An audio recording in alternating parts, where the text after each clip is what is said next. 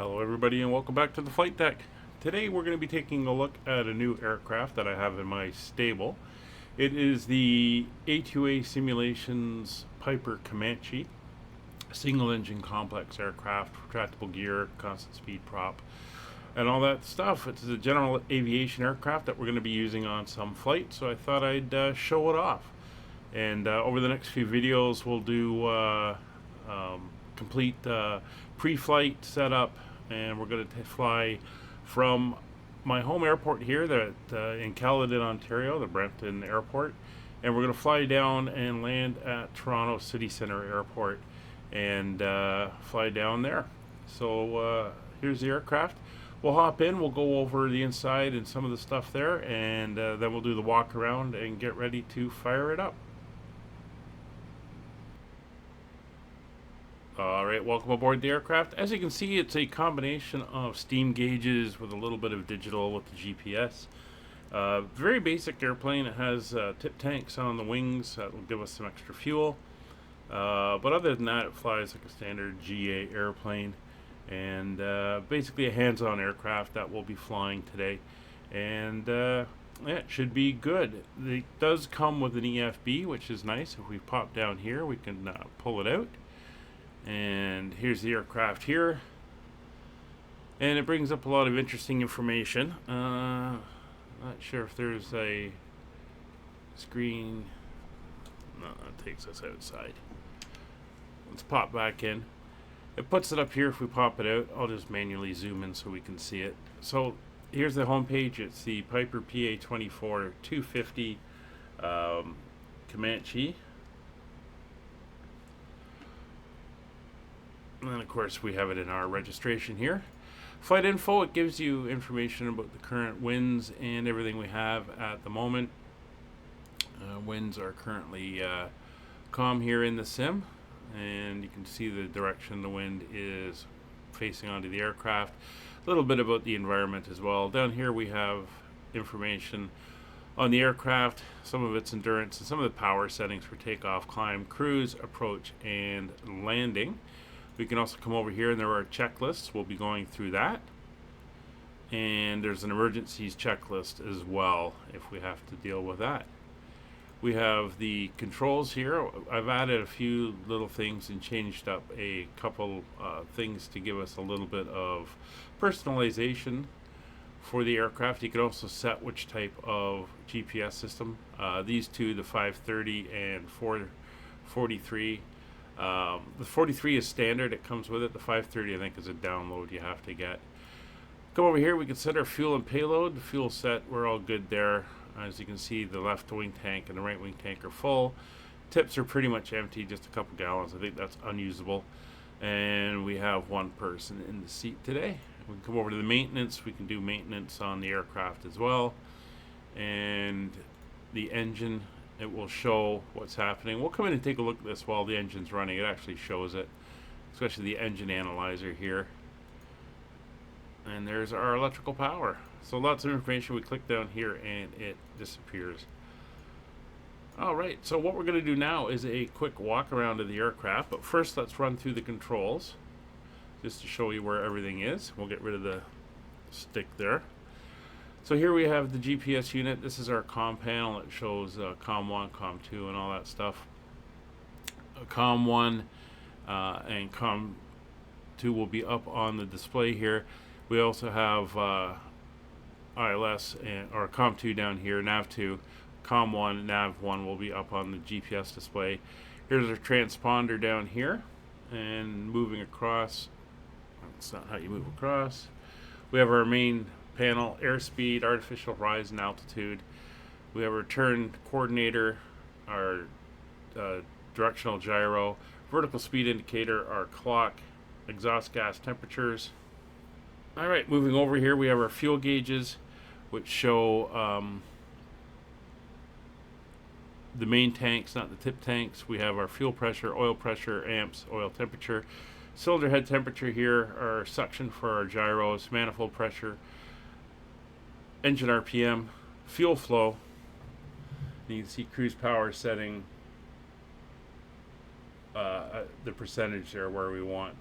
that, although we use the standard kind of numbers for it. And then it gives us takeoff power settings for various altitudes where it should be. So at sea level we'd be at 25, at 2,000 feet we go 23 and work our way down, because that's all we're going to get. And then there's our cruise power, 55, 65, 75%. And we want the fuel flow. And here we have another little directional gyro and the Hobbs meter on the aircraft. Moving downwards and across, we have our switches for our master switch, fuel pumps, lights, magneto start, and our start button. There's our parking brake. We have our mixture throttle, prop control, carb heat, primer, autopilot, which I find a little finicky, so I don't tend to use it, and cabin heat and vent right there. We have our rudder pedals and our flap handle. And if we look down, we have our fuel gauge. It's currently pointing to the main tanks. The tip tanks would be pointing out left and right. This is our flap handle and our emergency gear drop in case we need it. Up overhead we have our trim. It's a crank, and yeah, it's about a couple light switches, air vents, and the door is only on the passenger side. So let's get out, do a walk around. We'll take a look at some of the features that we check when we are getting the aircraft ready to go. Alright, so first thing we do when we come out, we're always looking for wear and tear on the aircraft. We're looking for chips, paint coming off, any rusting, anything that looks like it might need to be looked at. The other thing we do is we come in, we will grab a hold of the flaps. This is the right flap here, and we give it a little bit of a shake. And we make sure that it is firm and everything is good and connected. If we jump back into the cockpit, what we can do is come down. There's 3 notches of flaps. And if we pop back out, you can see we can shake it there. We would also look in and make sure all the connectors and everything are looking good and connected properly. Then we move out here to the aileron. We're going to do the same thing. We'll bring it down. We'll look inside, make sure that it's connected properly. All the safety pins and everything are looking good, and that it's free movement since the gust lock is disconnected, and that is what we want. We then come around here to the tip tank. This is the fuel point for the tip tank. You can see it takes 15 gallons. There's the fuel type. We make sure that our fuel cap is on and secured. We're also going to make sure that the light is not broken and everything looks good. We would then come underneath, and using the fuel drain cup here, basically we grab it here, we insert it in, add fuel. Don't want to drop it out yet. Okay, there we go. So basically we're drawing fuel at the bottom. Fuel is lighter than water, so water will sink to the bottom. So what we're doing is we're checking to see if there's any water inside mixing with the fuel. It would see a definite layer, because the fuel is blue. Water would be clear. You'd see that clear layer there, and we're checking it. If it's good and it's your own aircraft, you basically pour the fuel back into the tank and use it for the next time. If you found water in there, you'd have to keep draining it until you got all the water out. Coming around, there's our landing lights. Make sure that it's not fogged over, it's visible, it doesn't look broken or anything like that. We then move into the center point here. We have tie downs. If they were tied up on the aircraft to hold it down for parking, long-term parking, you would undo them and coil them neatly under the aircraft. We will then move up top. This is the right main tank. Same thing, you would make sure it all secured and everything is good there, and that is firmly locked in. And then we would come down once again, and we're going to come down and check the landing gear, make sure everything is looking good and there's no leaks. Check the tires as well, make sure they are good. and not needing replaced or bald or look like they're about to fail. We then move on to the bottom of the aircraft. We open up the hatch here, and there we have our fuel filter and bleed. We're down here because this is the lowest point in the fuel system, so if you have water coming out of the fuel tanks or in the engine, this is where it's going to collect at the lowest point. So same thing. We'll put it up, pull it down, take a look. Everything looks good, and we can drain it. Let's make sure that's all the way down. Should be able to close that. There we go, and that is now secured. Coming up to the front, we check in make sure there's no obstructions or anything nesting inside the engine here, and all the fins on the cylinders, since it is an air-cooled engine, are looking good. We make sure the cowl, the spinner on the prop is looking good, the cowl is secure, and we're going to check the blades. We're going to look for nicks, see if we've picked up any stones or the blades are all in good condition. And we're going to come over here. This is where we check the oil, so we're looking here. Gives us our temperatures for above and below certain things. So we're going to be using SAA50 since we're above 40 degrees Fahrenheit. We can then do a check on the oil. See what we have, just under 9 gallons. So that is looking good. We'll close that. You don't want to put this too tight. I've flown airplanes where somebody's cranked on it, and then with the heating and cooling, it's kind of sealed itself, which is a real pain. Come back over to the other side. Again, we are into the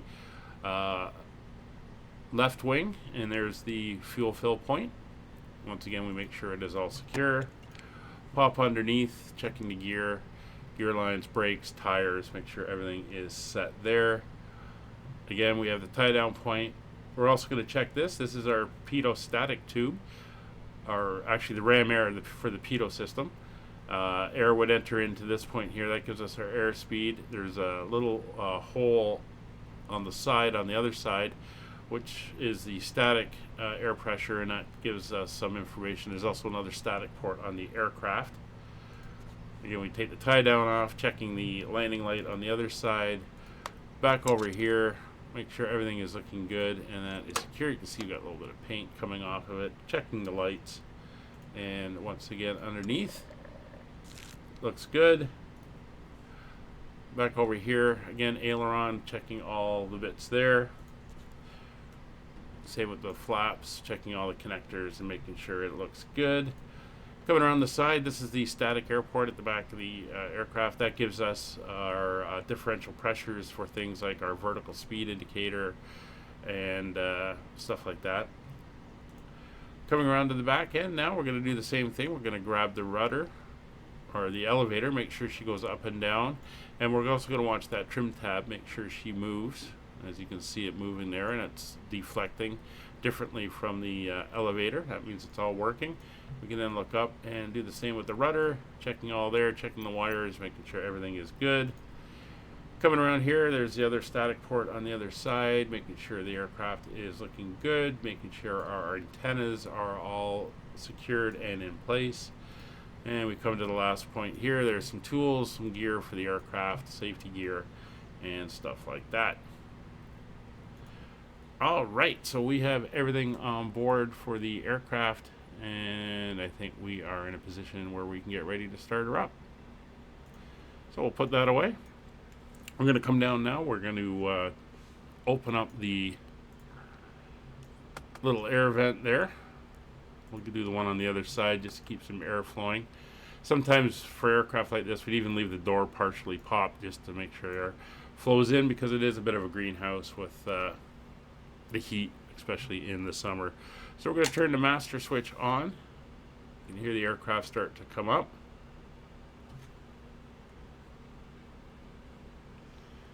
Gyros are starting to spin, and we were all good there. Alright, so we're going to come down. We're going to put our mixture into full rich. I'm going to turn on the fuel pump. You see our fuel pressure coming up. We're going to give it a few shots of prime. There's our fuel pressure. Everything's looking good. We'll go 5 shots. All right. And we will secure the primer.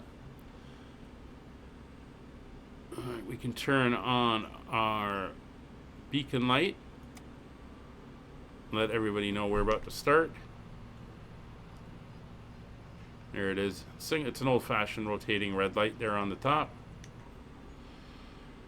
And with that up and running, we are good to go. So we're going to crack the throttle about a 1/4 inch, 1/2 inch. We'll get our mags over. Let me fix that.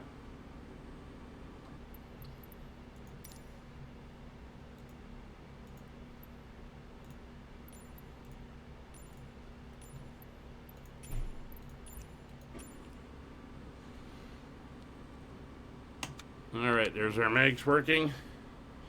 Brakes are set. We're going to put our feet on the brakes as well, and we are good to start.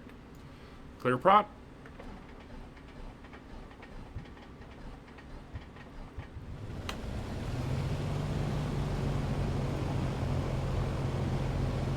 Alright, the engine is up and running. We're going to sit her at 800 RPM for a few seconds here while she starts to warm up.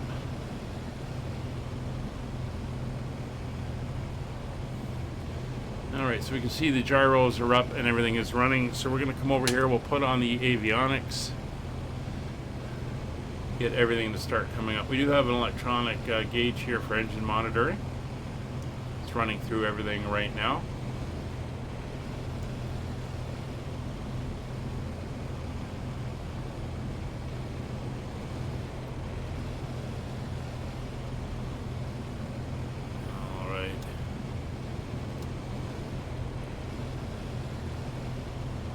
So I think this is our tip tanks, so not showing a lot of fuel in them, which is fine. We don't have a lot of fuel in there anyway. So we're pulling in the satellites now. We can set our transponder 1200. We're a VFR flight. That will be fine. We're going to tune in our radio to 122.8.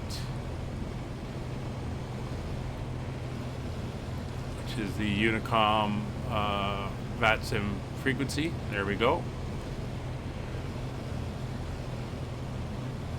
And there we are. We're up on the satellite. So we're going direct to, and we're going Charlie, Yankee,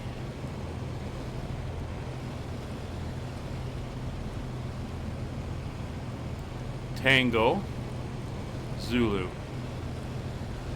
That is the Toronto Island Airport.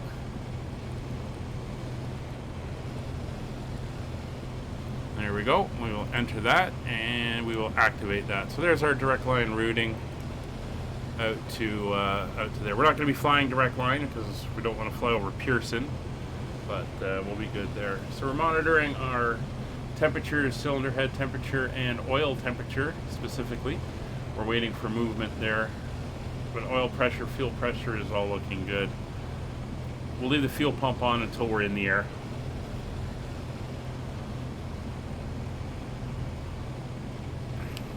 And we are up and running.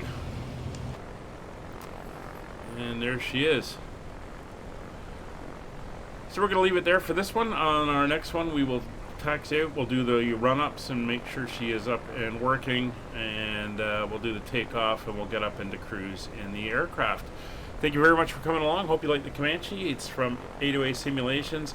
This is a persistent aircraft, which means that all wear and tear and damage carries on from one flight to the next, so you can really own the airplane, which is why I've got it for doing these GA flights, which should be a lot of fun. So we'll see you again on the next one, and thank you very much for watching. Please consider liking and subscribing, and if you really want to help support the channel, you can consider joining and becoming a member and getting some free perks. See you on the next one. Bye for now.